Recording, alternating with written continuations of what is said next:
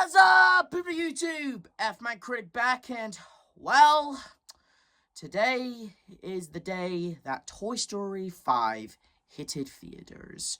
So, to celebrate its release, I am going to review its unnecessary, its cash-grabbing, it's nostalgia baiting, it's no one basically asked for sequel, all that came before, Toy Story 4. And my god, where do I begin?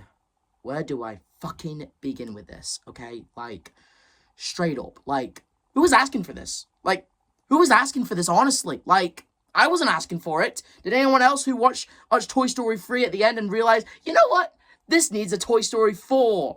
Oh, well, I can tell you, no one was asking for this, actually. The only reason why this movie exists is because of Toy Story 3, there was no Bo Peep. So this movie established what happened to Bo Peep. That and when it comes to Disney, we've got to have money. Then I think of this scene from Muppets Most Wanted. While they wait for Tom Hanks to make Toy Story 4. Gonzo, I love ya, but I honestly wish you never said that in the song. Because I'm just gonna outright say it. I fucking hate Toy Story 4, okay? I hate it, okay? I mean, when it first came out, I was mixed on it, okay? Like, okay, had beautiful animation. I mean, Forky was a nice character, and like, you know, it was okay. But as time went on, and as I got older and wiser, and realizing that I'm not the only one who dislikes the movie, I can come out and outright say, I hate Toy Story 4. It is a massive middle finger to the beautiful ending that was Toy Story 3, okay? That's what this movie is, okay? It did not need to exist. No one was asking for it. But unfortunately, we got it. And more unfortunately, we're getting a goddamn Toy Story 5. So, there's that as well.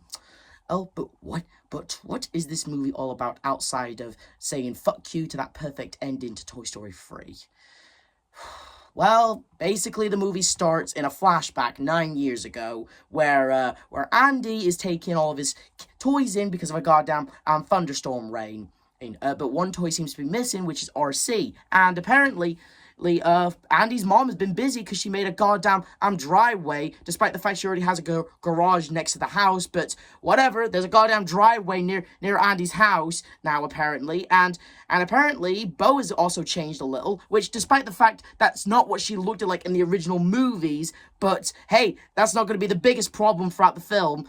Bo's character will be, but we'll get to that soon. They figure Operation Pull Toy should be the main objective. They basically try to rescue RC, but a man pulls up and he's here to claim Bo. Oh, because apparently Molly, who is like I don't know how old she was in this flashback, even though she was a goddamn toddler in the second movie, but whatever.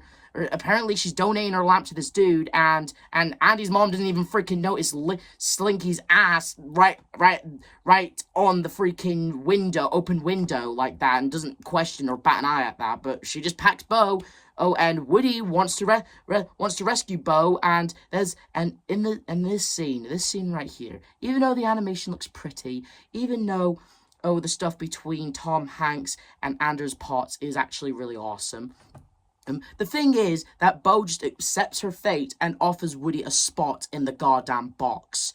I'm sorry, Bo, but Woody, like, I can't believe, and here's the thing, actually, Woody almost accepted going into that box, even though I'm pretty sure this flashback scene is supposed to take place after the events of Toy Story 2, after when Woody said, I can't stop Andy from growing up, but I wouldn't miss it for the world.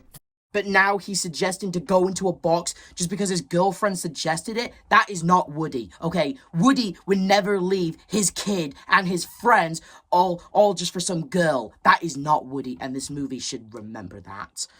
But anyway, eventually, Woody is found by Andy, and we go through a little montage, and that is not Andy, by the way. That is not Andy, okay? Okay, fine. It is Andy. They rechanged his goddamn model? Like, what the hell, guys? What the hell, Pixar? Like, what the actual fuck? why'd you change it? I mean, okay, I know technology's improved. I know that the human characters from the first movie do look uncanny, but even in the second and third movie, Andy didn't look that bad. He did look good. He didn't look uncanny. And you have those models in your files somewhere. So like, why the hell? Like, why did you change him? Honestly. Anyway, eventually we get this montage with Randy Newman's "You Got a Friend in Me" playing, and it's actually decently shot. I like the little camera angles.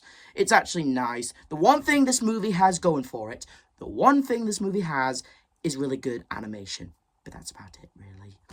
And eventually, Andy passes Woody on to Bonnie, and here's the thing about Bonnie. Despite the fact that she was happy to have him in the third movie, and even in a couple of the specials, in this movie, she pretty much forgets he exists. Yeah, like, for example, when all the toys are in the damn closet, and when Bonnie's ready to play with them, she takes off Woody's badge, which, by the way, that thing can come off. That thing can come off, apparently. I mean, like, yes, it can come off if you have a pair of scissors, but in this movie, apparently, Woody's badge this whole time had, like, a little pin in it.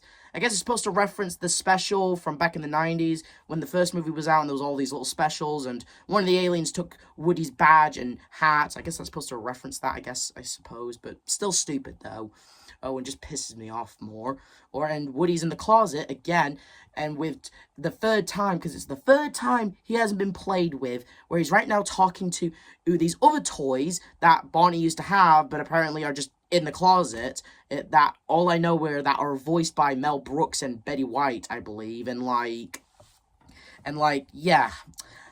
But eventually, it's Bonnie's first day at kindergarten orientation, and Bonnie is scared because she's a little girl. She's trying something new that's scary for her, and of course, she's going to be very scared. Woody suggests, hey, why don't I go and be an emotional support friend for her? But Dolly thinks that's a bad idea, but Woody goes eventually anyway. And just when Bonnie's about to cry a river, Woody comes up and distracts her and gives her a bunch of art supplies, where she makes Forky. Now, Forky is an interesting character. You might have remembered him from my earlier videos, where I did stop motion and stuff, and I still plan to do stop motion. And to tell you the truth, I do have a soft spot for Forky. I mean, that's why he's still with my toys, so, yeah. But here's the thing about Forky. His character arc, it's super rushed. It's not really there. And Forky's just there just to be for comedic effect and also, like, sending confusing messages, right? Because apparently Forky's end goal is that he wants to be in trash because he was made from the trash, right? And apparently that's basically Forky's whole end goal. He just wants to be in the trash. Woody, he tries to stop him and doesn't take any help, not even from Buzz Lightyear, his best friend out of all people. And we go through an entire road trip, and if I'm being honest and say, the song Don't Throw Yourself Away, it's kind of giving me weird-ass suicidal stuff. Like, the song is suggesting Forky is suicidal, and throwing himself away is like throwing, like, I'm just saying, the song, that's what the song is telling me, honestly. Like, it's telling Forky to not throw himself away, and they're treating it like Forky's suicidal or something. I guess, because if he does end up in the trash, he's going to end up where Woody and his friends were in the third movie. In fact, later in the movie, when Woody and Forky are talking, Forky actually explains that the trash is just nice and warm. And I'm surprised Woody doesn't just say, hey, Forky, if you think the trash is warm, you should ask my friends. We should know from experience. But eventually, Forky goes through the fastest character arc in cinematic history, where he realizes that he's Bonnie's trash, and Bonnie needs her, and he's ready to go, and be Bonnie's trash. Yeah, okay, fine, whatever floats your boat, Forky, whatever. But before Forky realizes he has to be Bonnie's trash, Woody kind of relates to Forky. It talks about Andy, talks about all the other stuff that happened in the previous movies, which is going to bite Woody in the ass later. And he relates to Forky, saying how he feels like he's got no purpose, like his life is over and stuff, which we all know is pure bullshit. That is pure bullshit. Woody's purpose is not over. Woody still has a purpose with Bonnie, with freaking his friends. Like, what? you talking about, Woody? You do still have a purpose. So what are you talking about? Just because Bonnie hasn't played with you in a couple of days? If she stopped playing with you, then why'd she bring you on the damn road trip? Hell, during the damn road trip, with the damn Throw Yourself Away song, Bonnie is playing with you, proving that she still cares about you, she still loves you, and she'll still play with you. Okay? Kids are fickle. Kids change their mind on a whim. I certainly did when I was a kid. But I'm just saying, it's like the movie is saying that Bonnie doesn't care about Woody anymore, which we both know is a load of shit. But whatever. Eventually, they make it to an antique shop, but Woody notices a lamp is similar to Bo, and even though Bo could be the same Bo, but not his Bo, you know, like there could have been like thousands of those lamps made, manufactured, and sold everywhere around the goddamn world of Toy Story. So yeah, that's like a 50-50 chance that's not your Bo, but apparently it is his Bo. But we'll get to that soon. And eventually, we meet up with the villain of the movie. My God, the villain of the movie. Now, I should probably mention this. This villain is like, I don't know what the writers were thinking. I don't know what was going through Josh Cooley, the director of this goddamn film, and was thinking when he came up with Gabby Gabby. Now, Gabby Gabby, god damn, what kind of name is Gabby Gabby anyway? Who the hell needs two Gabbies in their name, honestly? This is her whole end goal. She runs the goddamn antique store with an iron fist, has all these ventriloquist dummies leading her command, and her whole end goal is that her voice box is damaged. The record is fine, but the thing needs fixing or replacing. She knows that Woody has has a pull string just like her, and they could have been made in the same factory or something. And also, here's something I need to point out, actually. When I reviewed the original Toy Story trilogy, I said Woody was made in the late 60s. That is not true. Woody was made in the late 50s. So, yeah. Yeah, so, gotta pull out that one. And she wants Woody's voice box just so that way she can get hers fixed and be loved by a kid. That's her all end goal. She wants Woody's voice box, thinking it's the same kind of voice box she has. Replace the record, she's got a new voice box, just so she can be loved by a kid. But Woody, he manages to avoid that and ends up losing Forky. But he ends up finding Bo. And Bo, well, let's just say, Bo has changed a lot in this movie, and I don't mean that in the best way. No. Bo, it was not like this in the previous two movies. In the first two movies, she was pretty much Woody's girlfriend, okay? Let's all say it. Let's all say what we're thinking. Bo, from the first two Toy Story movies, was nothing more than just Woody's girlfriend. She was there just to give Woody a snake in his pants. And yeah, I said it. And it was gross. But that's what her purpose was. She wasn't daring. She wasn't cool. She wasn't action-packed. She wasn't like Jessie, you know? But even then, Jessie's more likable because Bo is absolutely a bitch in this movie. Yeah, I said it. Bo Peep is a bitch in this movie. She's a bitch to Woody. She's condescending and rude. And, like, in all honesty, like, it just makes me wonder why the hell Woody wants to still be with her after all this time. Look, I get it. It's been 9 years since they last saw each other. Times have changed. But, like, and maybe that can actually be a fair point, actually. But here's the thing. The movie made it look like Bo was a badass. Bo was always a badass. Like, her dress is different, her attitude, and her taking the charge in Molly's room. Like, oh yeah, that was always Bo. That was always Bo Peep. But no, that was never Bo Peep. The only time Bo Peep ever acted like a badass was in the second movie when she whistled at her sheeps, it was to back off at Rex. That's the only time she was ever a badass. Miss Peep! Sheep! Here in this movie, she was always cool. She was always a badass. She was always trying to, like, she was always cool. Well, and now she's a lost toy. Oh, and she's living the dream. And she finds out that Woody still has a kid. And he needs to get back at the antique store to get Forky. And Bo's advice is, no, we can't. We can't go back to that antique store. Gabby is vicious. She can't do anything. And sorry, kids lose their toys a lot, which is something that the original Bo Peep would never say. Bo Peep would never say, oh, well, kids lose their toys. Big whoop. Oh, let's move on with our lives. It's good to see you, Woody. all that. No. That was never Bo. Oh, I mean, Bo may have been Woody's girlfriend, and that was it in the first movie, but at least she was supportive. At least she was encouraging. At least she was nice to Woody. At least she always tried to make him feel better and reassuring him on certain situations. Like Andy always having a place is for Woody. And but in this movie, she doesn't give a flying fuck about Barney or her feelings, or Woody and his feelings. Nope, not at all. And speaking of the other toys, what about Buzz Lightyear? What about Jessie? What about the other characters that people have grown to love about these movies? Well, guess what? They're mostly in a goddamn RV. They're mostly in a goddamn RV throughout the rest of the goddamn film. And let me just say this, though.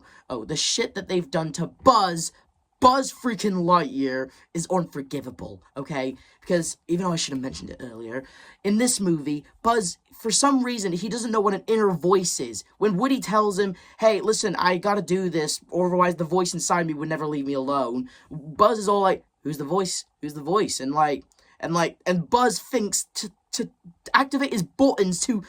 And it's played off as a joke. Throughout the entire movie, Buzz presses his buttons and his voice box from him tells him what to do, where to go next and stuff. And Buzz takes that as advice, says, yeah, let's do that. I'm pressing my buttons. I'm going to listen to my voice box. Yeah, I'm going to do this. Instead of listening to himself. God damn it, Buzz. Did the TV that fell on you in the third movie give you brain damage? Maybe. Because Buzz was never stupid. Okay, yes, he was he was deluded in the first movie about him believing he's a space ranger. Well, there's a difference between stupidity and deluded, okay? And Buzz was deluded. And even but he proved time and time again he was a smart and capable character and even warrior at least as well, okay? But in this movie, no. Instead of all that cool stuff and that stuff that made you love Buzz Lightyear in the first place, no, instead it's just him just pressing his buttons and going somewhere. And how he does it is because as the goddamn toys around him annoy the fuck out of him to do something. And honestly, this scene just pisses me off beyond belief. Buzz, what do we do? What do we do, Buzz? Buzz, what do we do? Well, what do we do, Buzz? What do we do, Buzz? Buzz? Yes, shut the fuck up, Trixie. Give Buzz some breathing room and let him think. And when Buzz thinks, he thinks, oh, I should push my buttons and go and do what my voice box tells me to do. And, oh my god, again, the voice box thing. They play it off as, the joke of the movie. That's Buzz's arc. That's Buzz's joke throughout the entire film. And it infuriates me. And let's just say this, though. The scenes where Buzz is acting cool, doing a heroic pose, flying through the air, or falling with style, well, that's not going to make up for it, okay? That's just there just to milk your nostalgia, especially with the damn music playing. But eventually Buzz gets captured and put on a ride, put on a carnival game, and let's just cut back to the villains, okay? Gabby, fuck it, I'm just gonna say Gabby, because honestly, why the fuck would anyone name themselves Gabby? Just Gabby, that would work. Whatever. What's her whole end goal? Why is she keeping Forky? Well, let me tell you this, actually. Her whole end goal is this, right? So, the reason why she wants Woody's voice box is not because she's some kind of sick, demented toy that likes to steal toys' organs. And yes, I'm calling Woody's voice box one of his organs, because let's all be honest with ourselves. Voice box, stuffings, body parts for toys, that's pretty much organs for toys, okay? She isn't doing it to be sick. We've already established her voice box is damaged, and so therefore she wants Woody's so she can have hers and be all complete. But why does she want to feel complete and perfect? Well, there's a reason. The owner of the antique store's granddaughter, Harmony, she has an interest for the kid, and she wants Harmony to be her kid. She wants Harmony to play with her, and she thinks having Woody's voice box fixing her voice box will be the reason. So, let me get this straight. The villain of the movie is saying that if your body isn't complete, if every part of your body isn't working, most of your body is working, that's great, but one part of your body isn't working like it's supposed to, she's gonna try and steal Woody's voice box so she can feel perfect and complete. You know how fucking dangerous that is to kids? Like, what if kids watch this movie, okay? This movie is meant for children, and the movie is practically saying if your body isn't fully working or the body parts ain't fully working, then go steal someone else's body parts. That way you will definitely be perfect and definitely worthy of love. That is fucking irresponsible from this movie, okay? Like, what if a child with one arm or one eye, I saw this movie and agrees with Gabby about, well, if no one's gonna love me if I don't have all my functioning body parts, I'm gonna go steal someone else's. That is irresponsible, reckless, and just absolutely burns my piss to a boil, knowing that this movie, pretty much that's what it's saying. And we both know Pixar is capable of making good messages about people with disabilities, because their movies like Finding Nemo and Finding Dory are good prime examples of people with disabilities, okay? Movies like those movies are basically saying, just because you're disabled, just because your body doesn't fully work like everyone else's, doesn't mean you can't rise above it. You can rise above it. You can show the world that just because you're on the disabled side doesn't mean you can't do things that others can't. That's what the messages of Finding Nemo and Finding Dory are. But in this movie, the movie's pretty much saying, if your body ain't working, tough titties, go steal someone else's organs, and maybe then you'll be worthy of love. That is a terrible message that no one should ever say or learn from, okay? And, like, the fact is, they put it in the movie. That's just so messed up, man. That is so messed up. But whatever. And she also asks Forky to know more about Andy. Oh boy, and this is another reason why I don't like Gabby in this movie. Not because she wants to steal Woody's voice box, but because she is manipulative. She is even worse than the other villains. I mean, remember villains like Lotso? Remember how well written he was and how awesome of a villain he was? Well, this movie said, fuck Lotso, fuck the Prospector. Gabby, she's sad because her voice box ain't working, so it's totally okay for her to try and steal Woody's. That is just... Eventually, Buzz meets up with Woody and meets up with Bo, and Ducky and Bunny are both with Buzz. And I just want to ask this. I know this is kind of nitpicking, and I know, big shock because of how I've been acting throughout the entire review, but why is Ducky and Bunny's hands, like, sewn together when they weren't sewn together at all in the first teaser they were introduced in? But whatever. And, like, they're going back to the antique store for a rescue mission to rescue Forky. And, like, I gotta say this. Woody knows why Gabby wants him, okay? So I don't know why Woody is going anywhere back near that store, alright? And look, I know he said earlier in the movie that if he didn't, the little voice inside of him just wouldn't go away.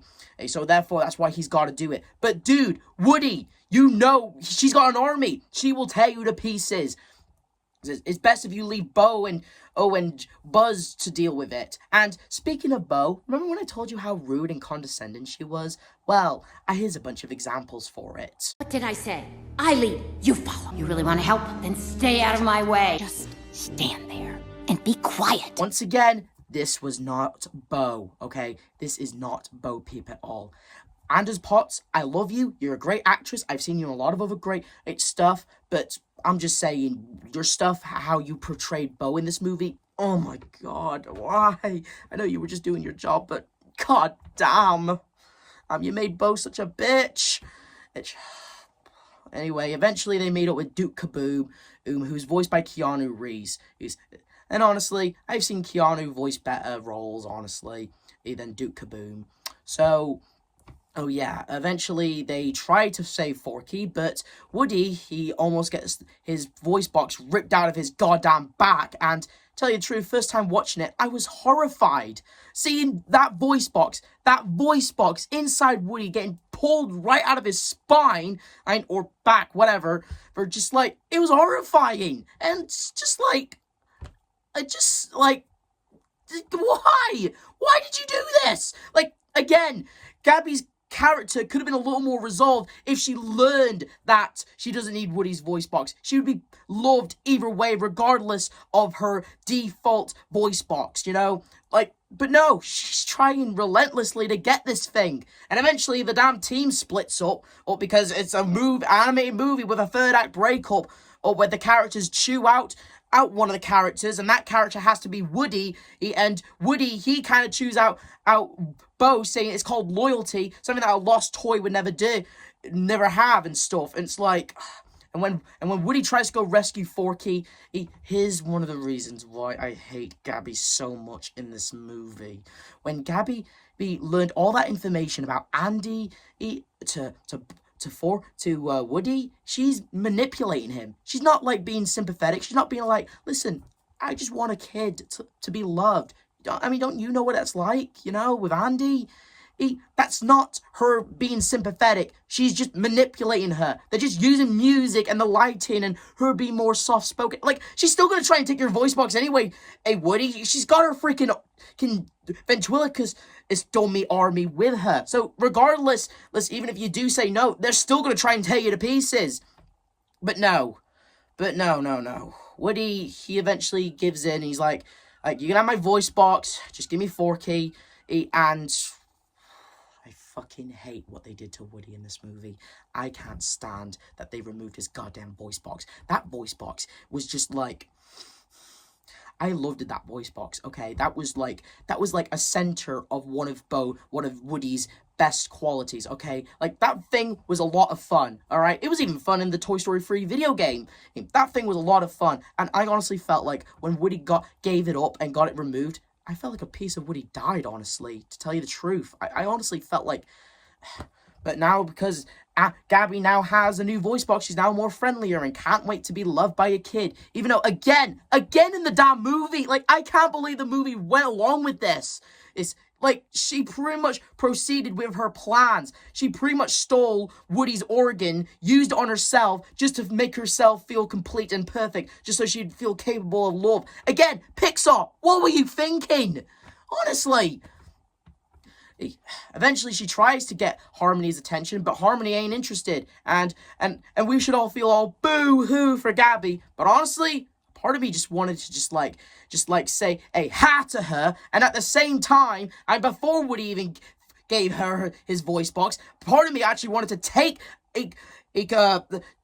Gabby's voice box, take the damn record out of it, and smash that little thing into little bits and pieces, honestly. You know what? Maybe that could have happened in the movie. Maybe somewhere in the movie, like I don't know, maybe her record gets damaged. Maybe she kind of cries and acts more relatable and more like, that's it, I won't be loved anymore. And maybe it's up to Woody to say, hey, come on, even without a voice box, you'll still be loved, or something like that. But no, the movie's like, fuck that knowledge, fuck that intelligence, fuck that actual good idea of a story. No. If your body isn't fully working and you feel like you're not capable of being perfect or loved, then steal someone's organs. That's what the movie is saying.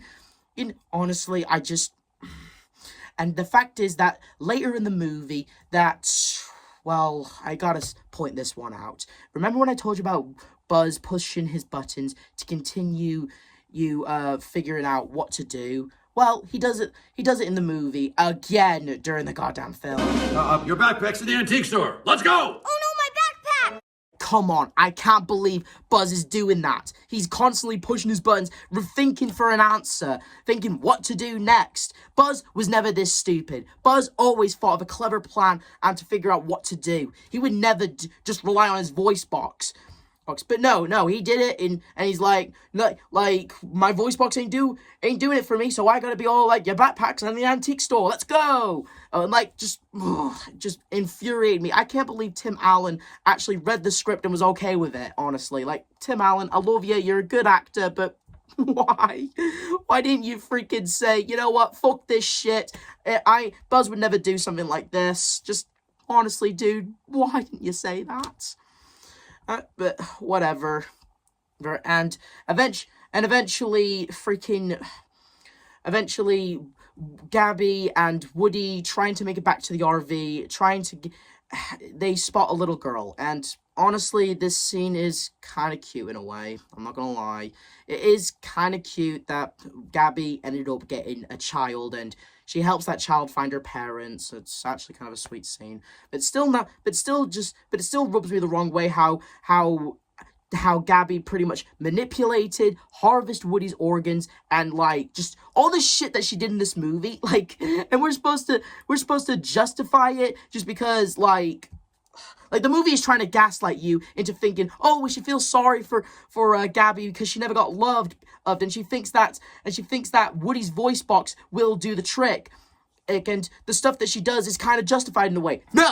No, that is not justified in any way, shape, or form. What Gabby did in this movie was 100% malicious, evil, and manipulative from beginning to end, okay? I don't care if she's suddenly nice to Woody now. I don't care if she suddenly changed her ways and now she's got love. No, she didn't deserve that kid. She didn't deserve Woody's voice box, okay? Hey, at least, like, I'm just saying, Gabby is the worst villain in Toy Story, okay? She's not the best well-written. She's not the best as, like, she was well-voiced. Yes, she was well-voiced by her actress, but she wasn't well-written. Let's put it that way. Okay. And eventually, the big showdown, the big deal right here, the reason why people are mixed on this movie, after when the toys are fucking with the RV and almost killing people in the goddamn carnival because they're messing with the damn car. And after Buttercup says this, when when a cop comes by to Bonnie's dad, Buttercup says this for some reason. Dad's totally going to jail. That's kind of fucked up that he's laughing at the fact that his kid's dad might be going to jail for something that they all did, by the way. So I just find that kind of fucked up and disturbing on Buttercup's part. And eventually they make it on top of the RV, and here's the part of the movie that really pisses me off the most. Woody chooses to stay with Bo. Oh, Buzz tells Woody that Bonnie will be all right, and that's enough permission for Woody, someone who has been with all of his friends from beginning to end, someone who's gone through a lot of shit from all three movies, a lot of shit, like, just saying, now he's just willing to give all that up, give up his friends, his family, to go spend a life with a woman he hasn't seen in almost a decade, a woman who's been a bitch to him the entire day, and it's supposed to be played off as like, oh, good for Woody, he's gonna be happy now because he's with his long-lost love. Fuck off. All of this can fuck off, okay? Toy Story 4 was a massive letdown. Toy Story 4 sucked ass. Toy Story 4 was just a massive disappointment. The only thing it's got going for it is its beautiful animation, but that's just modern day Pixar for you. Even shit can look beautiful.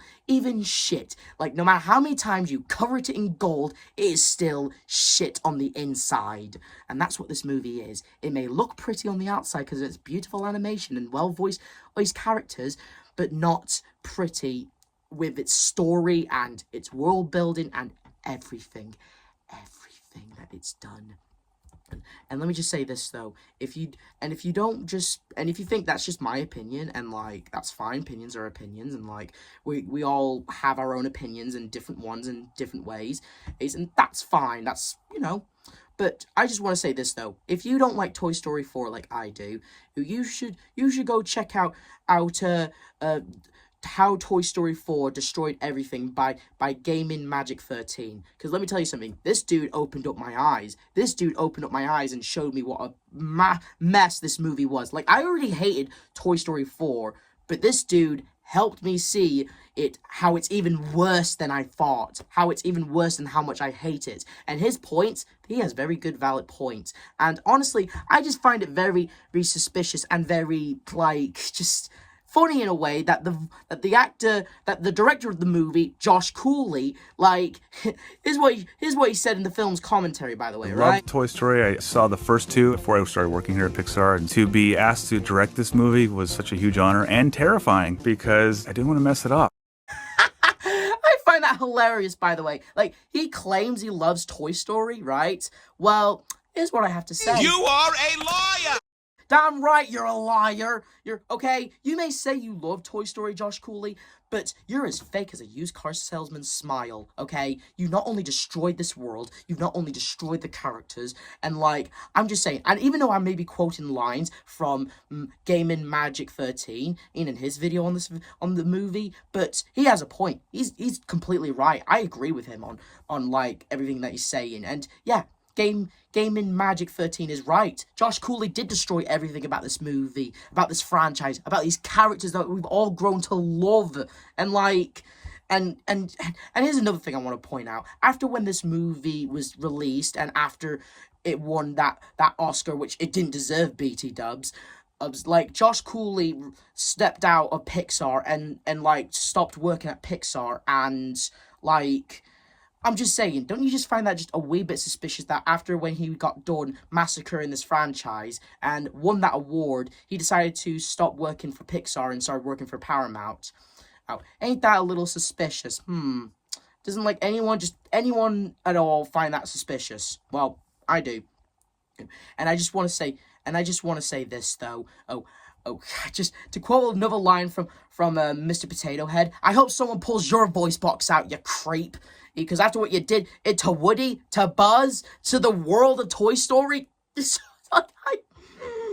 only thing this movie's got going for it is its goddamn beautiful animation. But that's it. The rest of the movie sucked ass through a straw. It really just... Oh my god, it's proof why we should never continue franchises when after they completed their story from the beginning. Sometimes less is more. But does anyone care about that? No. They just see the big dollar signs and decide, fuck that beautiful ending, let's make another movie. Just to destroy that ending because we want money. I'm just saying, this just was... But hey... At least it can't get any worse for Woody. At least he's not in worse shape in Toy Story 5. She really let things go. Oh, my.